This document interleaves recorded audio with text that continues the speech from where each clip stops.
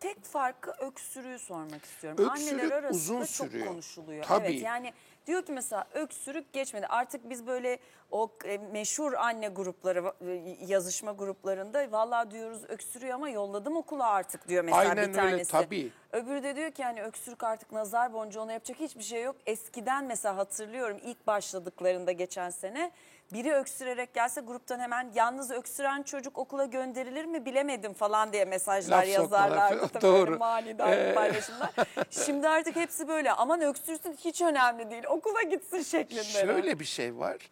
Aslında şunu kabul edelim. Yani öksürük vücudun bir savunma mekanizması. Değil mi? Tabii yani. Kalp krizinde bile ne kadar anlamlı bir yeri var. Tabii yani sekresyonun, enfeksiyonun akciğerlerden atılmasını sağlıyoruz. Evet. Bunu süprese etmek, baskılamak da her zaman çok doğru değil. Bu bir. İkincisi şunu biliyoruz ki üst solunum yolu enfeksiyonlarında özellikle influenza'da, RSV'de daha da fazla olabilir.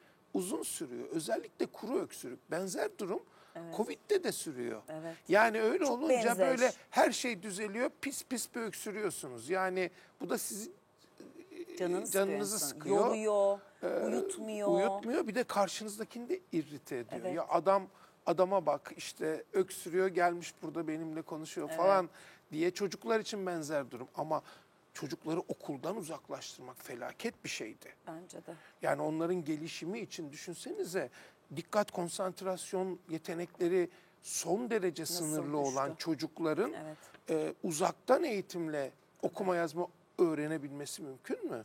Yani dolayısıyla her şeyden biz vazgeçebiliriz.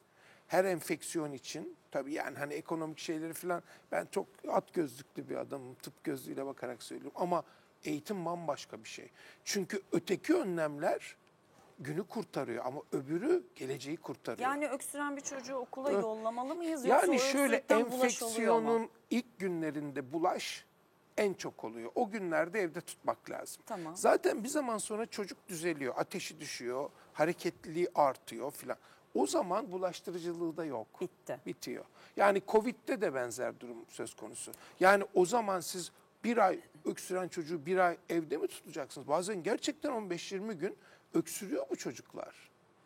Yani o nedenle birazcık daha beden bu dili konularda, okumak. Evet. Çocuğun bir enerjisini kontrol tabii etmek. tabii siz harika bir annesiniz. Yani Estağfurullah. ve hani o koruyuculuk duygusunun ne olduğunu çok iyi biliyorsunuz. Birçok ebeveynde de aynı şey var. Hani çocuğa bir şey olacak korkusu Bu kadar var. öksürük konuşunca ben de öksürebilirim. Ama bir taraftan da hani biraz herkesin doğal olarak kendi yolunda gidiyor olmasını da bir yandan sağlamak lazım. Bizim kuşağın, siz tabii ki benden sonrasınız ama bizim kuşağın hastalıklı bir tarafı. Böyle biz helikopter aileleriz. Böyle çevresi üstünde dolaşıyoruz Ben çocuğun. de birazcık öyle olabilirim ya. Çok Ya, öyle. ben Yani de şeyi öyleyim. seviyorum. Çorapsız, atletsiz büyüttüm Ya iki çocuğumu sonra da. benim oğlum koskocaman avukat oldu. Çok iyi bir hukuk firmasında, çok iyi bir pozisyonda çalışıyor. Affedersiniz, koskocaman adam yani. Ama hala ben işte gece geç oldu, niye hala ofistesin? Niye bu saatte çık? Ya baba diyor, işte büyük bir devir yapıyoruz. Bunun için bizim orada olmamız lazım. Tamam ama yani hani ne bileyim dışarıda yağmur var falan. Hala ondan kurtulamıyoruz. Benim annem 88 yaşında hala bana telefon edip çok çalışma, yine geceleri çalışıyorsun, oraya gittin, seni bilmem nerede gördüm, Ama yok o Adana'da kıyamamak konuştuk. ya. Evet işte, ama böyle bir koruyuculuk var üzerimizde. Biz bunu yapıyoruz. Evet.